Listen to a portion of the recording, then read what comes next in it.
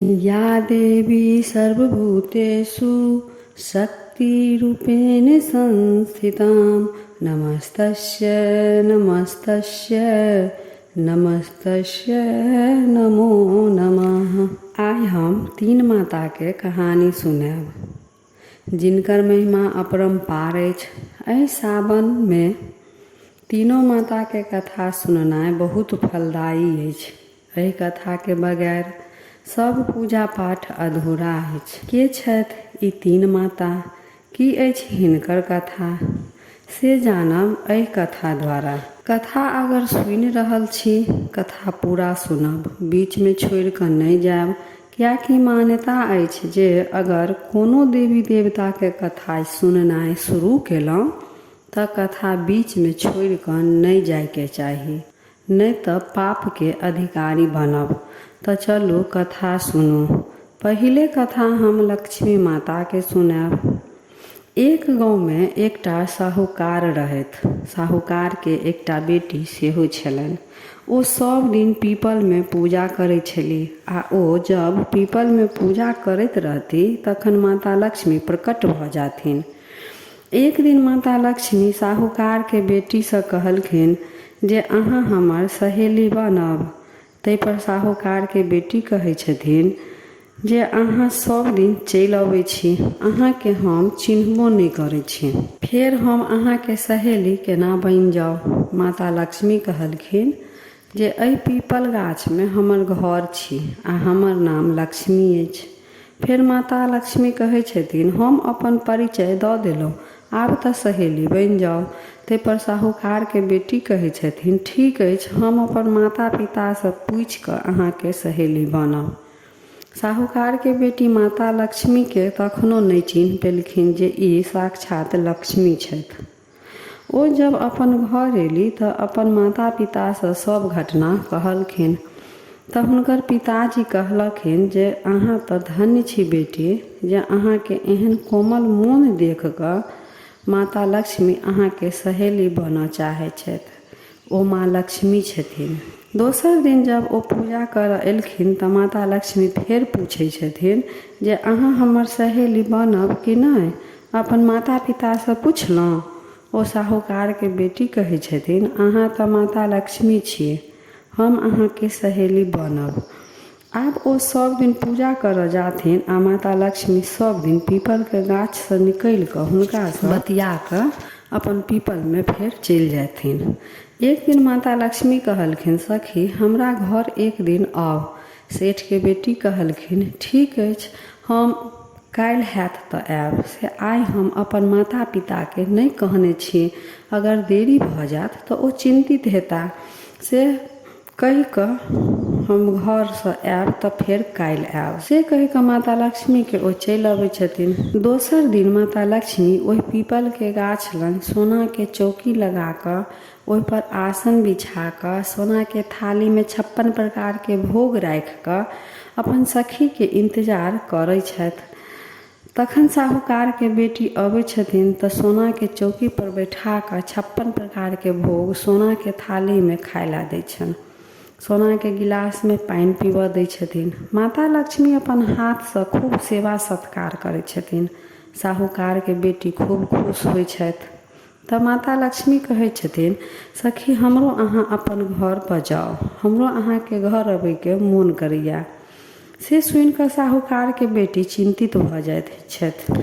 से सुनि कऽ साहूकार के बेटी चिंतित भऽ जाइ छथि। फेर कहै छथिन सखी हम कनि अपन माता पिता के कहि देबनि तब अहाँ आयब। साहूकार के बेटी अपन घर आबि जाइ छथिन, सब किछु अपन माता पिता के सुना दै छथिन आ ओ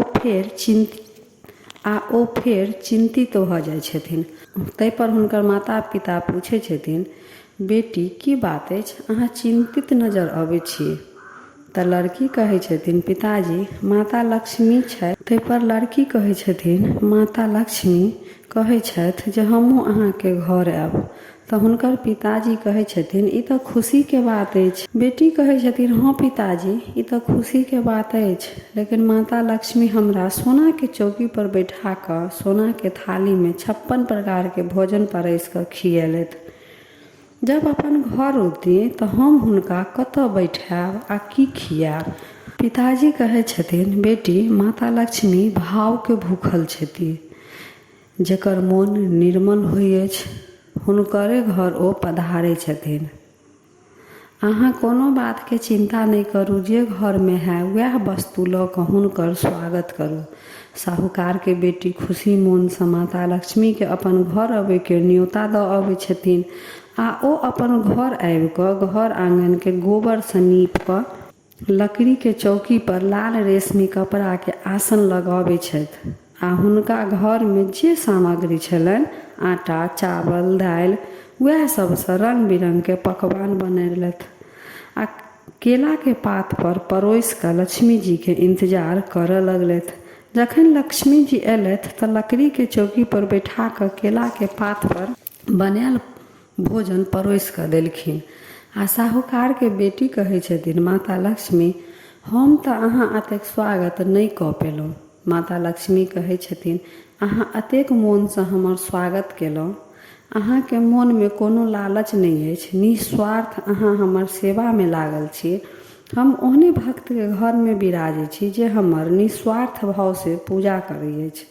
हम अहाँके भक्तिसँ प्रसन्न छी। हम अहाँके घरमे सदा सर्वदा लए स्थायी रूपसँ वास करब। आ ओ ओतऽसँ विलुप्त भऽ जाइ छथिन। हुनका विलुप्त होइते पूरा घर द्वार धन दौलतसँ भरि जाइ छनि आ जे चौकी पर बैठल रहै छथि चौकी सोनाके भऽ जाइ छनि आ केलाके पात सोनाके थालीमे बदलि जाइए। साहूकारके घर धन्य धानसँ भरि जाइए। हे लक्ष्मी माता, जेना साहूकारके घर स्थायी रूपसँ वास केलहुँ, तहिना हमर सासुर, नैहर, हमर सगा संबंधी आ सुनैवाला श्रोतागणके घर स्थायी निवास करू। जय हो लक्ष्मी माता, जय हो लक्ष्मी माता। आब दोसर कथा तुलसी माताके सुनू। हर आंगनमे तुलसी, तुलसी बड़ महान अछि। जे घरमे तुलसी अछि ओ घर स्वर्ग समान अछि। प्राचीन कालके बात अछि। कार्तिक महीनामे एकटा बूढ़ी मानी प्राचीन कालके बात अछि। कार्तिक महीनामे एकटा बुढ़िया मैया तुलसी जीके रोज जल चढ़बै छनि आ कहै छथिन, हे तुलसी माता, हम सब दिन अहाँके जल चढ़बै छी। हमरा एकटा पुतोह दिअ, पीताम्बरके धोती दिअ, मीठा मीठा भोजन दिअ, वैकुंठमे वास दिअ, चटकके चाल दिअ, पटकके मौत दिअ, चंदनके काठ दिअ, रानी सा राज दिअ, दालि भातके भोजन दिअ, ग्यारसके मौत दिअ, कृष्णके कंधा दिअ। ई सब दिन कहै छलखिन तुलसी माताके। ई सब सुनि कऽ तुलसी माता सुखऽ लगली। कृष्णा जी तुलसी मातासँ कहलखिन, अहाँ सुखऽ किया लगली?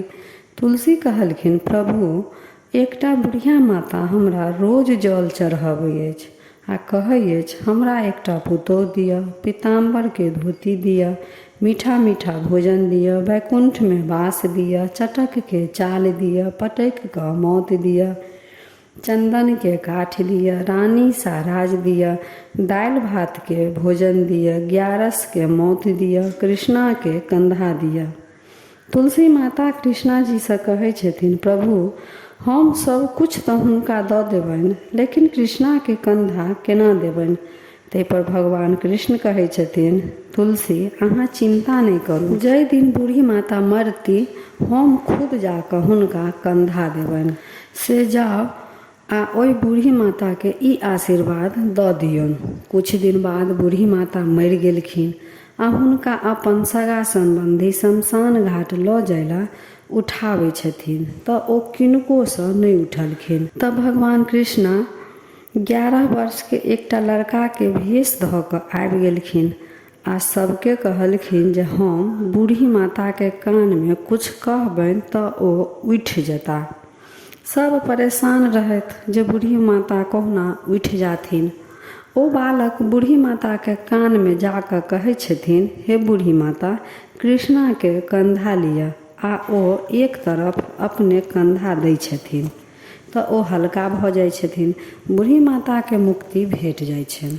हे तुलसी मैया, जेना बुढ़िया माता के मुक्ति देलहुँ तहिना सबके मुक्ति देब। आब तेसर माता अन्नपूर्णा माता के कथा सुनू, जे सबके पेट भरै छथि, जे जगत के पालनहार छथि, हुनकर गुणगान करै छी। बारंबार प्रणाम मैया, बारंबार प्रणाम। पौराणिक कथा अछि। पौराणिक कथा के अनुसार एक बेर पृथ्वी पर अकाल पड़ि गेल, जमीन बंजर भऽ गेल, समस्त संसार में अन्न आ जल लए त्राहि त्राहि मचि गेल। लोक अन्न जल के बिना भूखे मरऽ लागल। लोक सब एहि समस्या के निदान करे ला ब्रह्मा, विष्णु, महेश तीनों देवता के पूजा करे लागल। मुनि सब संसार के कष्ट मिटावे ला तपस्या करे लागल। तब महादेव आ मैया पार्वती पृथ्वी लोक के भ्रमण कर एलखिन आ पृथ्वी लोक के कल्याण करे ला माता पार्वती अन्नपूर्णा के रूप में पृथ्वी पर वाराणसी के काशी में स्थापित भ गेलखिन। आ संसार के कल्याण करे के उद्देश्य से भगवान भोले भंडारी भिखारी के रूप बना लेलखिन। आ संसार के कल्याण करे के उद्देश्य से भगवान भोले भंडारी भिखारी के रूप बना लेलखिन आ माता अन्नपूर्णा से भिक्षा मांग काशी पहुँच गेलखिन। माता अन्नपूर्णा भिक्षा के रूप में भगवान के अन्न आ जल देलखिन। ओहि अन्न आ जल पृथ्वी पर सब कियो में बाँटि कऽ जगत के कल्याण केलथि। मान्यता अछि जे पार्वती मैया जे दिन अन्नपूर्णा माता के रूप में प्रकट भेली ओ दिन अगहन के पूर्णिमा छल। ताहि सँ ओहि दिन माता अन्नपूर्णा दिवस मनायल जाइए। अन्न के अपमान केला सँ घर के बरकत चलि जाइए, अन्न भंडार खाली भऽ जाइ अछि। एहि कारण प्रिय श्रोतागण, अन्न के अपमान नहि करब। अन्न सँ हमर सबके जीवन चलैया, अन्न सँ पेट भरि कऽ हम सब जीवित रहै छी। अन्नपूर्णा माता के भूलो कऽ अपमान नहि करब। हे अन्नपूर्णा माता, सदैव अपन दृष्टि एहि संसार के हरेक व्यक्ति पर देब आ केकरो भूखल नहि राखब, सबके पेट भर। जय हो अन्नपूर्णा माता, जय हो माता पार्वती।